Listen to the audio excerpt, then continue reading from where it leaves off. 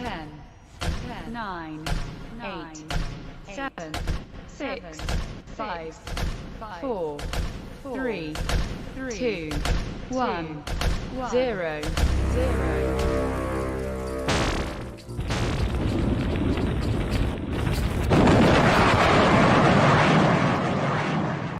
Hello, everybody, and thank you for joining me.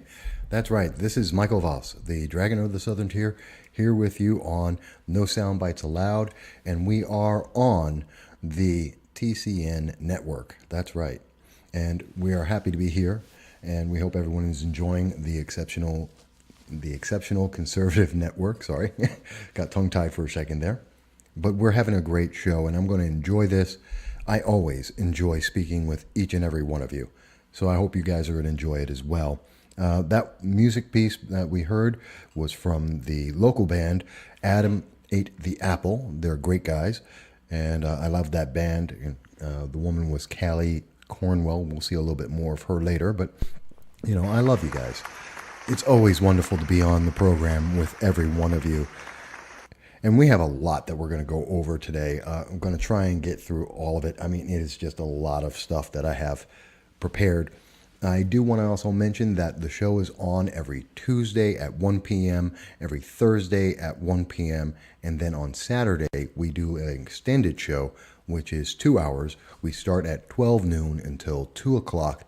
This week we will have on the 12:30 spot, we will have our guest, Steve Hayes. He's with the Fair Tax Organization, as we're coming close to April, and we're going to be talking about all the fun of taxes, of course.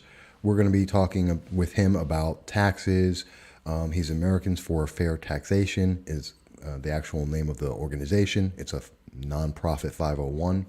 And we'll be talking with him about that and taxes and what you can do and what we can change in this nation going forward. So we're going to have a great conversation about that.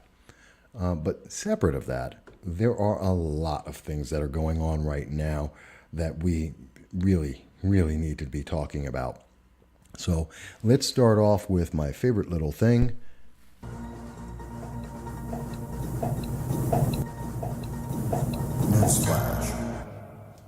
Newsflash. That's right, folks. It's a news flash. It's breaking news. You may have heard about this already, but in case you didn't, we've heard from Bernie Sanders now. Bernie Sanders has come out and he has agreed with the Prime Minister of New Zealand that America should have more gun control, in particular that they should take away the firearms from American citizens, just as they are taking away firearms from those in New Zealand. Now, this is a big deal, and it's really important to understand because when you look at this, and we're looking at what's happening as a reaction in New Zealand, and everyone is looking at the United States to see if we're going to follow suit, if we're going to jump on this bandwagon of an idea that, hey, the answer to all kinds of gun control, to violence, to crime and terrorism is to just get rid of the guns. If we just get rid of the weapons, that will remove the problem. No one will ever have to worry about it ever again, which is probably one of the most stupid things I've ever heard in my life. I have to be honest. It's absolutely stupid because it has no bearing in reality whatsoever. We see this all the time. I recently did an article about, it was about Islamberg. And in that article, I had been writing, there was a bomb plot in upstate New York by 4 kids under 20 years of age. They tried to, or were planning to try and attack a city to create a terrorist event, and they were building bombs. Okay? Bombs. This is illegal. There is no question about it. You can't legally build a bomb, let alone the fact that they were planning terrorism with it. So Bernie Sanders, for all of his wonderful commentary about being against guns, which is really funny since his home state, Vermont is in favor of the Second Amendment. Vermont is one of the most populated states for gun owners in terms of percentage of ownership, and the lowest in gun crime, especially gun murders. So, it doesn't make sense. But it's very popular. It's a big deal. Everyone around the world is talking and looking at New Zealand and going, oh, yes, that's the answer. We'll just take away all the guns. We'll take away everyone's guns. You know where you're not hearing someone say something like that? You know it's a country that hasn't jumped on that bandwagon and no one has pointed to? I'll tell you, it's Switzerland. Switzerland has not done that. The Swiss, and just so you can see the article here, it's Switzerland has a stunning rate of gun ownership. Here's why it doesn't have mass shootings. This is an article from December of 2018, and it was from Business Insider.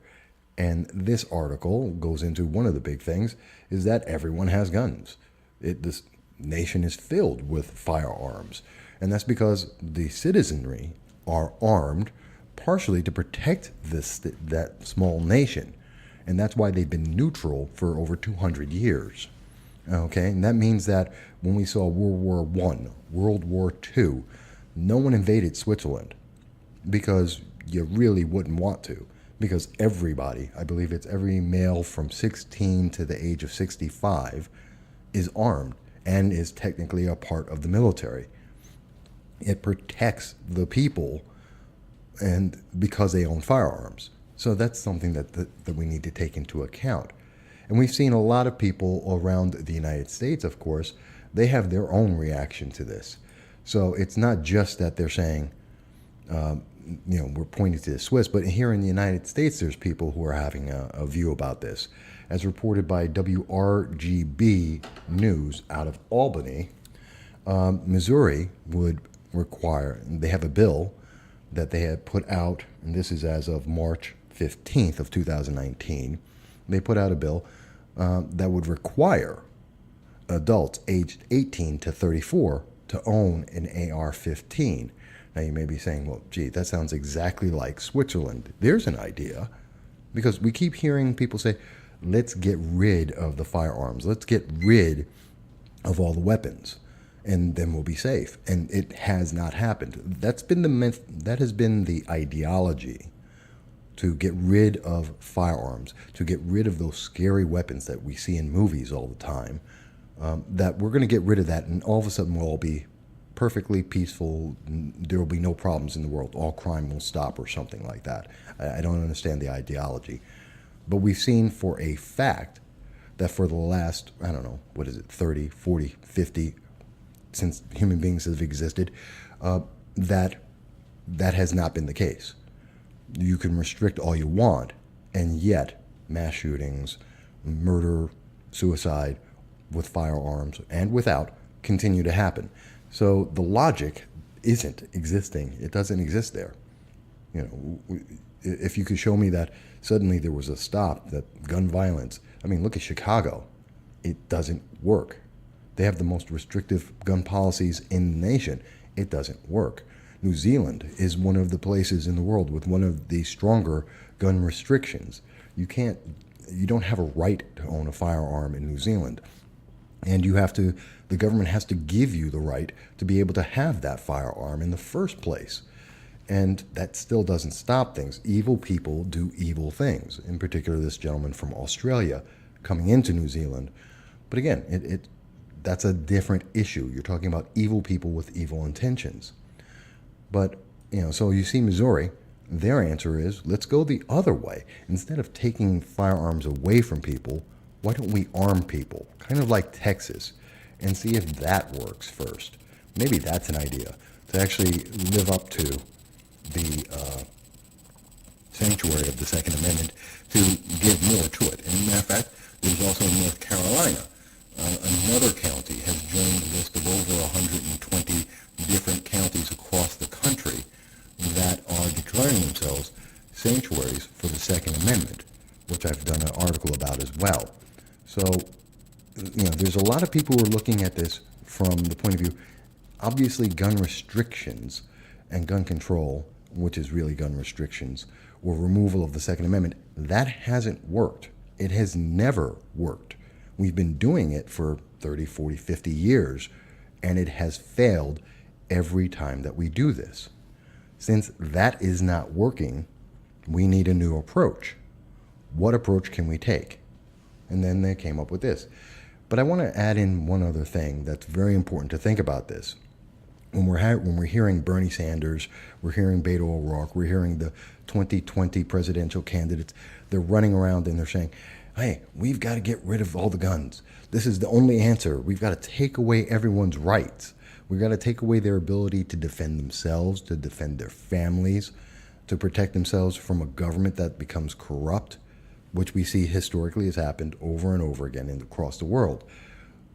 What's the answer? How do we deal with this? The answer they keep saying is just take away the firearms, take away the firearms. Okay, if you want to say that's the answer, then you have to deal with another reality. And I've talked about this before, and that is what happens when all the guns are gone.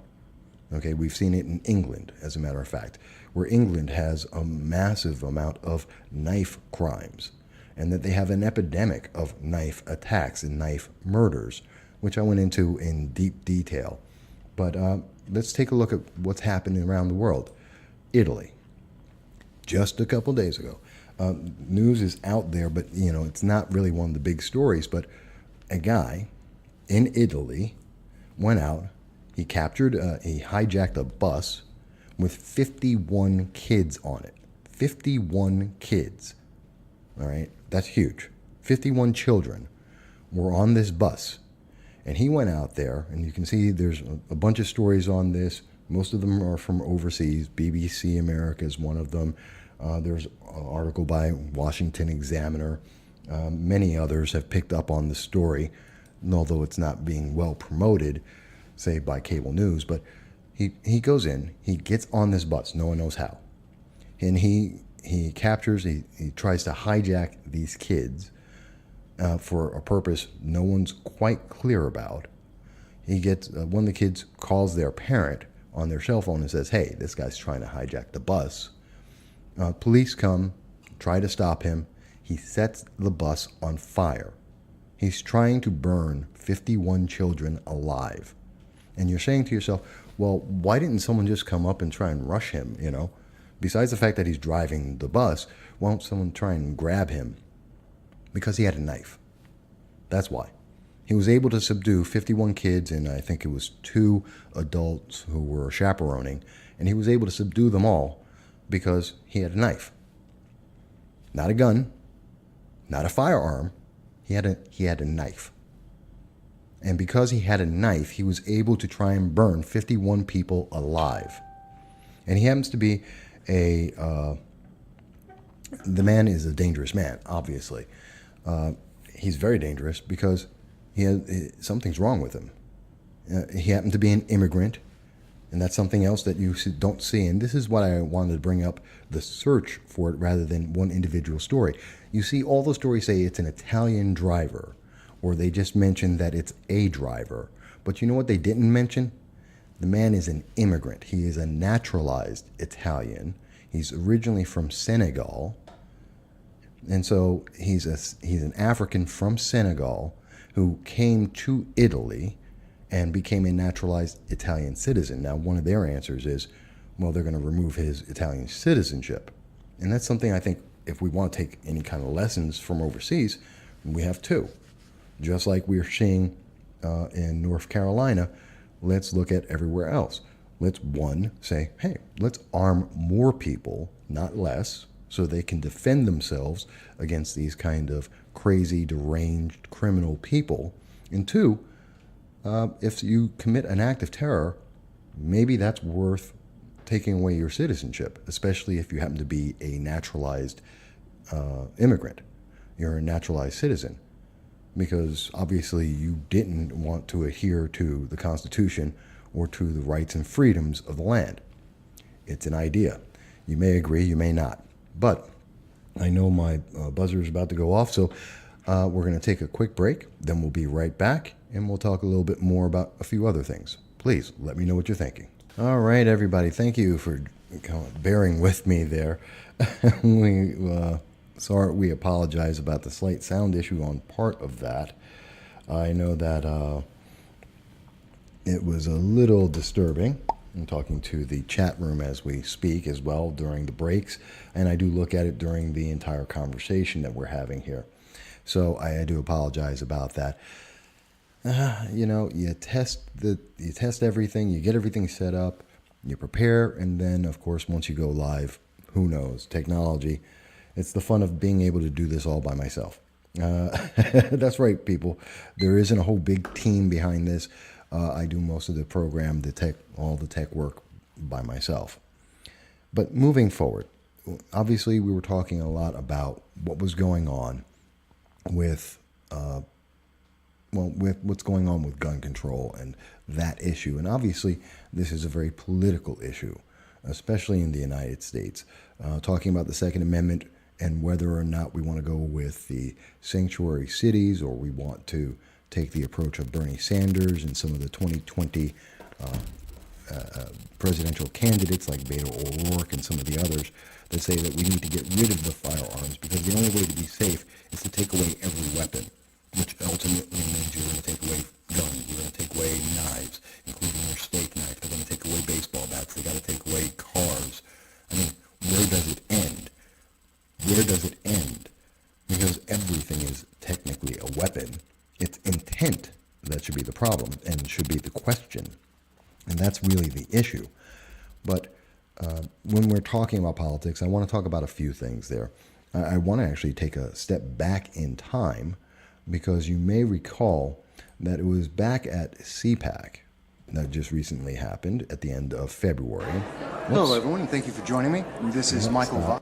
That was a little bit loud. Sorry about that. But to bring it up, we were talking about CPAC and we were talking about our conversation with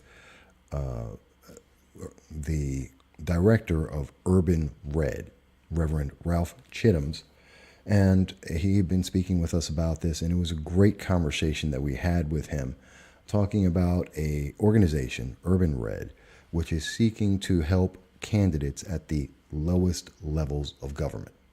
Okay, just your regular average person looking to be city council, mayor, something of that nature. And so that's something that you don't see a lot of attention on. If you look at the parties, they always were worried about the big picture. I mean, the Republican Party, and I am a Republican, but Republicans, you talk about the Conservative Party, you talk about the Libertarian Party, you talk about the Democratic Party, they're always talking about the state races and above, the federal and state races. You don't really hear them come out about the local races. That's on individuals.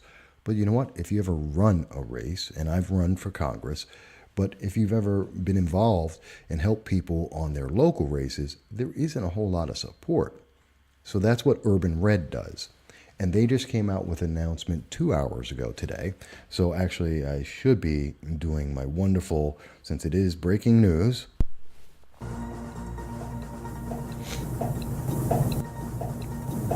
Newsflash. Newsflash. All right, folks. So the newsflash is that the Urban Red, which you can go to their Facebook page, I have it on the screen right now. Urban Red has just come out with one of their first of 25 candidates that they are looking to target and help in the 2019 and 2020 races at the local level. They have particularly picked Carol Swain for mayor, and that's a big deal, and that's a very important thing. Now, obviously, Dr. Carol Swain, she is going for the mayor of Nashville. And you can talk and look over the article to learn more about her. But we did want to mention that this is a follow-up on what we had spoken about at CPAC, that local races need help. Local candidates need help. And we have to do everything we can to help them. And Urban Red is an organization especially focused on Republican and conservative candidates, not Democrats, but conservatives and Republicans, especially those of color and or women, minorities overall. That is their focus, and they're following through on their promise and their message as they mentioned it at CPAC. And so that deserves some attention out there. And I know most of the major media won't be picking up on that, but you need to. Because if you're thinking of running for any office, you need to know, how do you prepare for that? How do you get set up for that? That's something that I had to go through myself. No one was there to help me and say, okay, this is how you get petitions done, which are going on right now in New York State. How do you get a petition? What does the petition have to say on it, or what it can't say? How many people do you need in your team? How much money does it cost? What do you have to do to get your literature out there, to write it up, to get it printed? These are all things that matter. What is your platform? Do you have a website? How are you speaking to people, and what are you speaking about? I mean, how are people going to know about these things unless you have people to talk to and to have conversations with? And unless you happen to know someone who's run, you really don't have a whole lot of sources at the local level. Far, far less resources than you would be expecting. And this is true whether you're a Democrat, a progressive, a libertarian, anybody, any of the parties. This is very consistent all the way through. And so that's why Urban Red is out there. And I definitely enjoyed my conversation with Reverend Ralph Chittims. And I think this is something that needs to be talked about a whole lot more than it ever gets talked about. But with that said, there are a few other things that I did want to talk about as well, besides referencing that. And if you haven't seen my interview with Reverend Ralph Chittims, I do advise you go to the YouTube channel at MV Consulting Inc. And check it out. It's a short interview. I think it was about 15, 20 minutes. And it has a lot of information. I think you'll find it to be interesting. And I should mention again that on Saturday at 12:30, we're going to have the chairman of Americans for Fair Taxation, Steve Hayes, on the program speaking with us about the upcoming taxes for everyone in America. April 15th, it's right around the corner. It's less than 30 days away, and Americans are going to be paying taxes, which no one likes to do. But hey, since we have to do it, and since the government is running with taxes, let's try and find the best system we can, the most fair system that we can, to get those taxes out. That's what the Fair Tax Organization is about. So let's have that discussion, and let's see if there is some alternative to what Bernie Sanders and Alexandria Ocasio-Cortez are saying about the answer is just raise more taxes, just raise the taxes up. And that's an idea that, if you had any question about whether or not just raising taxes over and over again, is it going to work? You have no further to go than New York State. We're losing people left and right. Already, Governor Cuomo has already come out last month in February, mentioning how we've lost $2 billion in taxes. Why? Because people left. We know that in 2018, over 28,000 people left Putnam and Westchester County, and they took with them $48,000 annual revenues a year. Okay? Just do the math on these numbers. The more you raise taxes, it doesn't help. It only puts more of a tax burden on the spending that's going on rampantly, especially in New York State, as an example, in California, as another example, where they have super high taxes, and they're trying to give everyone, especially illegal immigrants, everything. And what winds up happening is that people just leave. They take their money, they take their property, they take their business, and they go somewhere else, somewhere where it's going to be cheaper and better and easier. Because why are you working to give it all away and get nothing? I mean, no one wants to run a business to break even. No one's in business to work and make a loss because the government's just taking it all. That's not why you're in business. That's not why people work. No, it's not the idea. And so we see that. And when you look at the national level, well, that's why, remember President Obama talking about the trillions of dollars that have been left overseas so that they didn't have to pay U.S. taxes? You think that's not going to happen again? Businesses don't want to be somewhere where the taxes are too high. And as soon as we lowered those taxes, especially the corporate taxes, did you notice that President Trump, I know he's done nothing good ever, according to the mainstream media. When he lowered taxes, which has been promised for 30 years by every president of every party, every politician has promised that for 30 years. He finally did it. And we saw that millions, 4 million people received a raise and or a bonus check, that we saw trillions of dollars come back into the nation, and that helped to lower the unemployment rate in the nation. It's simple logic here. It's really simple. Higher taxes don't help people. Lower taxes do. It's just a fact. And yet we hear the mainstream media, we hear the 2020 presidential candidates tell us all the time, no, you just got it wrong. We just need higher taxes. We need to tax people more. I don't get it. And they keep telling, I've heard the argument all the time, well, rich people need to pay their fair share. They pay 70% of all the taxes. Could there be a fairer tax system? I don't know. That's what we're going to talk to Steve Hayes about. Maybe there is a better answer. I don't see it in higher taxes myself. But then again, I could be wrong. Or maybe there's another system that lets us do that. I can't wait to hear what Steve Hayes has to say about this from the Fair Tax Organization and learn more about what he thinks could be a better way. Not necessarily higher taxes, but a better distribution of taxes, maybe even lowering taxes. It'll be interesting to have a conversation with him about this and to see maybe he has better answers than I do. And I'm looking forward to that conversation on Saturday. Now, we've got about a minute and a half before we're going to go on break again, and this time I'm going to fix the sound, and I apologize for those who may have noticed the sound was off there. Again, technology issues. But then we're going to come back and we're going to talk more about Kirsten Gillibrand. For people who don't know who she is a 2020 presidential candidate.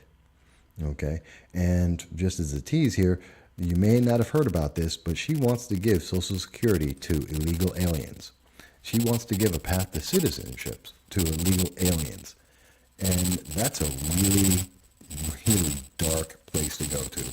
That's a problem. It's definitely a conversation we're going to have, and we're going to go through it all. But we're going to be back in just about 5 minutes. So until then, just want to leave you with this musical break, and then we'll come back and we'll talk about the problems with giving illegal aliens Social Security and a path to citizenship. And maybe you think I'm wrong. I look forward to hearing your comments if you think I got it wrong. I'll talk to you in just a moment. All right, everybody. It's good to be back with you here at the No Soundbites Allowed podcast here on the Exceptional Conservative Network. My name is Michael Voss. I'm your host, and I'm happy to be here with you enjoying our program today. Please remember that we are on 1 p.m. on Tuesdays, 1 p.m. on Thursdays, and on Saturdays we are here from 12 until 2 o'clock, and we're always open to hearing from you. We always look forward to hearing your comments because we appreciate you. We thank you. You guys make it all worthwhile. Now, as I said in the break, just before we went on to the break, I was talking about Kirsten Gillibrand, Senator Kirsten Gillibrand, who is a 2020 candidate for the Democratic Party. Now, she's an interesting case.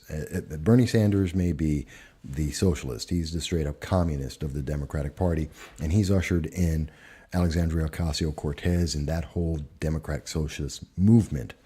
And love him or hate him, he's gotten that accomplished. Pretty much the only thing he has accomplished. But he's been very consistent all the way through. He's a socialist. He believes in socialist ideas. He's not really, there's a lot of things I can say he's not really. But more importantly, unlike him, we see that Kirsten Gillibrand is not really very clear about who and what she is. I mean, if you look recently, just doing a quick Google search on her, you're going to see a whole lot of things. You're talking about how she wants to talk about giving Social Security to illegal immigrants. She's talking about a path to citizenship. She's talking about being an illegal alien is not, no human can be illegal.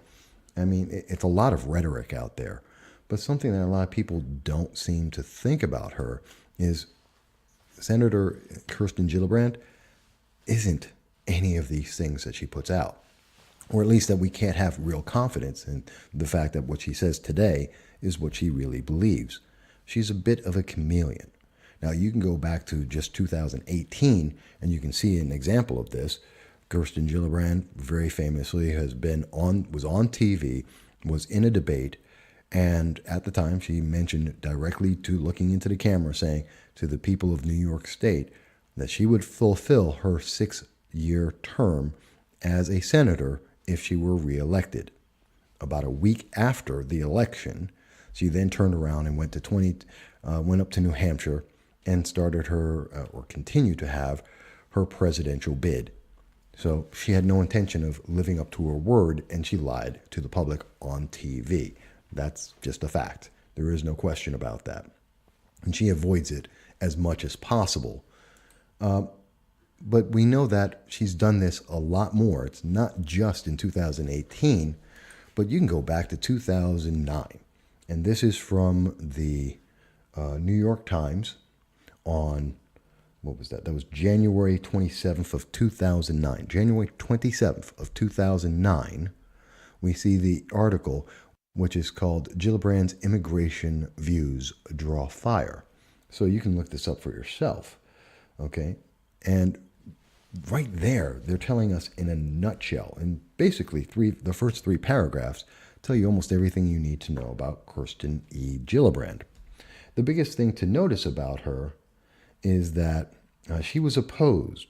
Before she became a state senator, she was a representative in New York State. And she opposed amnesty for illegal aliens. She supported ICE, and she wanted to enforce immigration laws as they exist. Okay? That has nothing, and that doesn't even go into the gun issues, but just dealing with that. These were her positions. This is how she represented her constituents. These are the views she had. And then she got nominated, and she was put into the position of a senator to replace Hillary Clinton. Okay? Because Hillary Clinton became Secretary of State under President Obama and did nothing with that job, but that's a different story altogether. But Senator Kirsten Gillibrand suddenly became this advocate for the Democratic Party, essentially some would say a yes woman, in taking on every view that the Democratic Party had. So whereas in 2009, according to the New York Times, she's talking about amnesty, she's opposed to amnesty, today she's now advocating for amnesty, okay?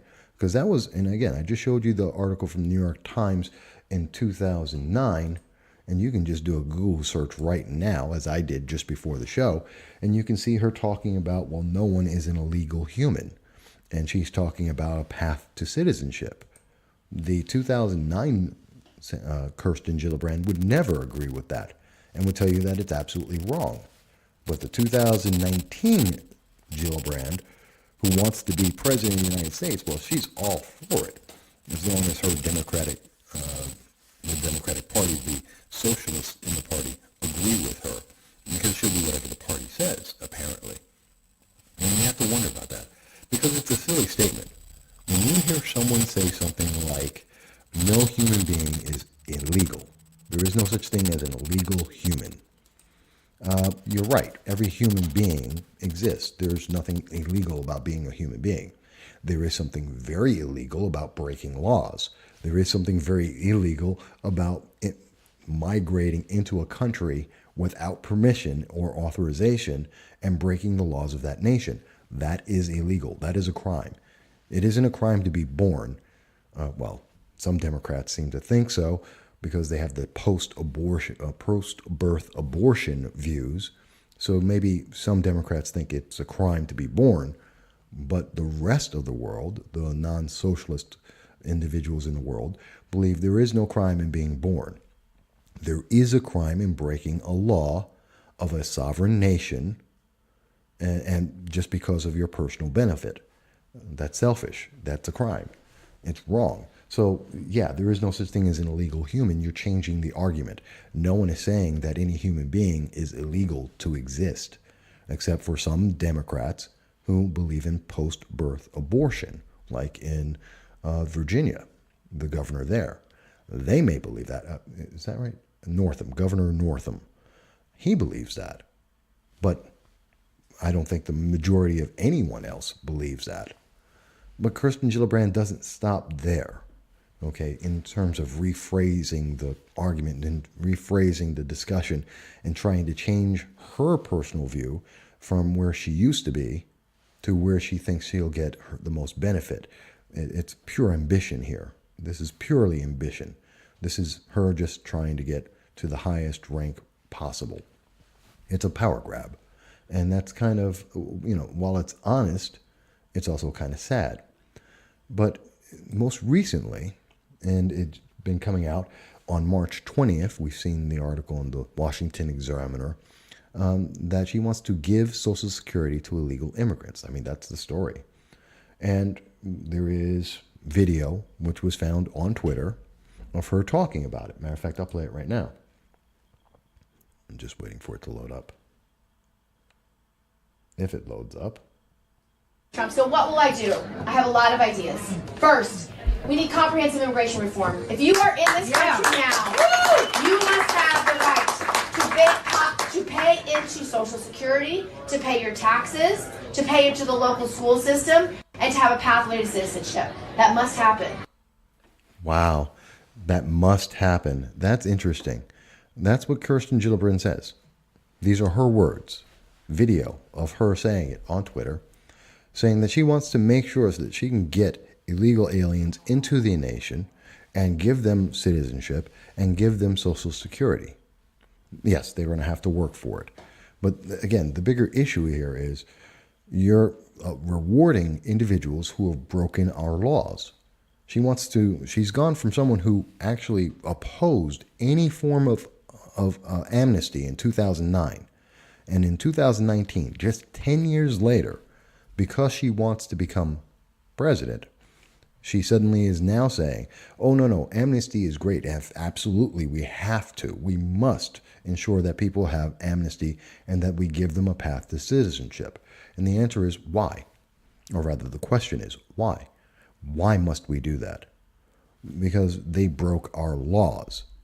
And if we have individuals who broke one law and actively, willfully, knowingly broke our law and have actively, willfully, and persistently continued to break the law by avoiding prosecution, they don't turn themselves in, they try and hide within the nation, why should we give that person the ability to become a citizen? Where part of the citizenship oath is to abide by the Constitution and the laws of the United States. They've already broken that.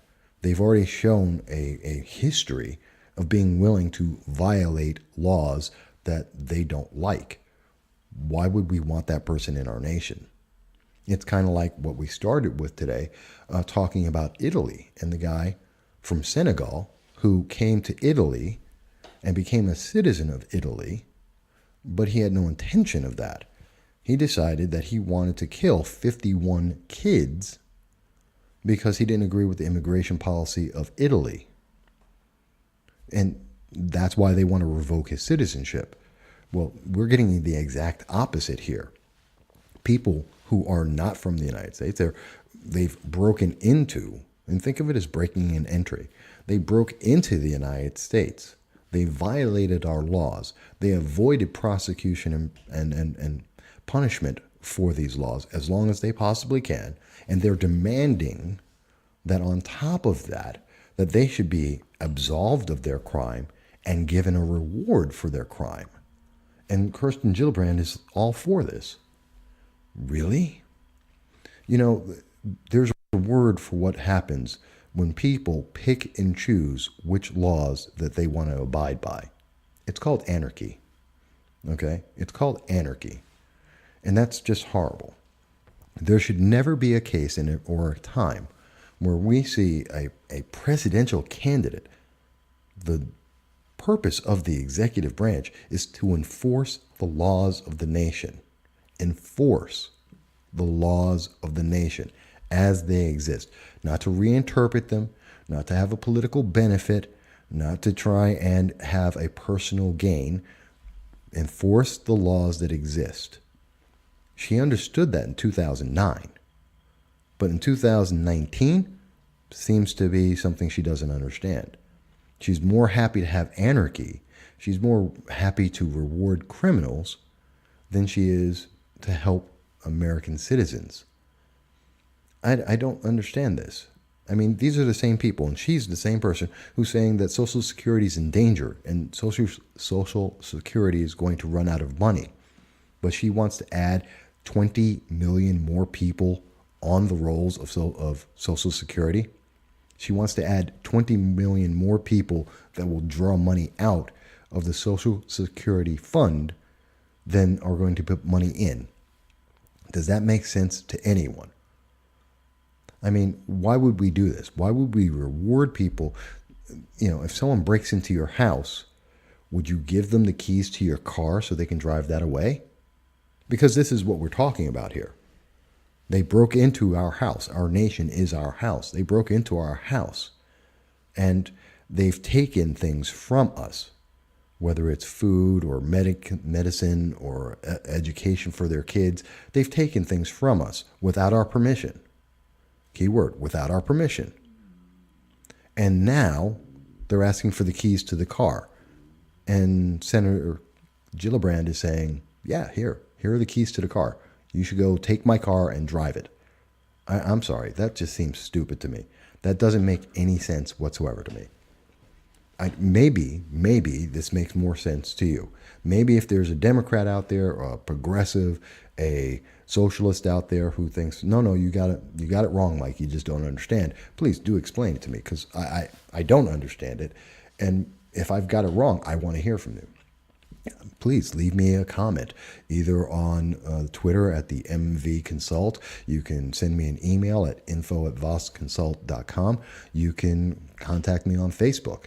Please let me know, because I'm very confused how Kirsten Gillibrand can go from saying that we need ICE, we need to protect our borders, we need to protect the people in the United States, that we need to deny people, criminals, from getting a reward, and then 10 years later, she's off rewarding criminals and inviting them in and having an open border to allow them to run in, and trying to distract the public from noticing this discrepancy and from saying, hey, maybe this isn't the best answer, with the subterfuge of saying, well, no human being is illegal. No one ever said anyone, assuming and trying to place the burden on us. I've never said, no one has ever said being born is illegal, again, except for Governor Northam. No one's saying that. What we're saying is it's illegal to enter a nation without permission.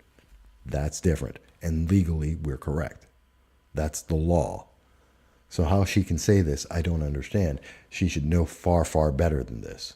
But it would seem that having the right political view is more important to her, and has been more important to her for the last 10 years than anything else.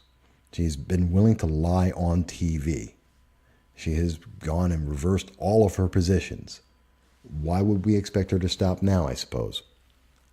Maybe it's wishful thinking, I don't know. But as always, we look forward to being able to hear your answers about this, your thoughts on this. Tell me where I got it wrong. Tell me where I got it right. As I said, you can contact us. We're always looking for it. We always check out the chat room to see what's going on there throughout the entire show. And we always are happy to hear from you guys.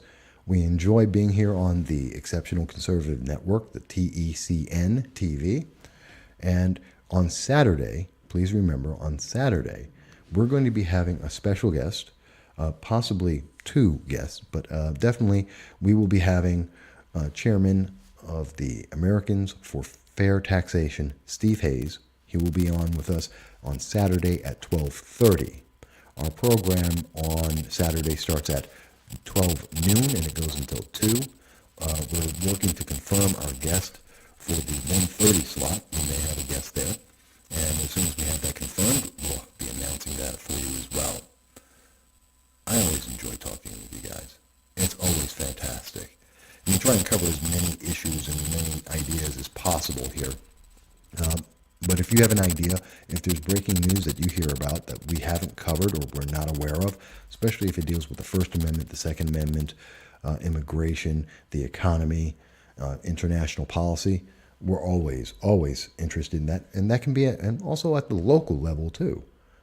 We do a lot of news and a lot of coverage of stories in New York State and within the southern tier of New York. So we're always open to hear what you have going on and what you're thinking about. And we always love to hear back from you, especially on Saturdays. Saturday is our day where we are focused on your comments, your questions, your answers. It's about you. Far too often, you don't have enough of a voice. People don't get to hear what you think. We want to give you that opportunity. That's what Saturday is all about. From 12 till 2. We've done it for about 4 years now. This will be our 40th Saturday doing this. And we always enjoy it. It's always a great time. And I'm looking forward to everyone doing that again. So with that said, we're going to be taking off in just a few moments. We've got about a minute and a half left here. And I'm thinking that we're going to end this with a little bit more music. So far today we've heard from, and I apologize, but I'm going to put her back on. We were hearing from Carrie Cornwell, and I'm sorry, Carrie, that the song got cut off in the first place. But I'm going to put it back on so people will be able to hear how she actually sounds all the way through until the end of the show, about a minute to go. So I leave you with that, and I look forward to seeing you on Saturday, March 23rd.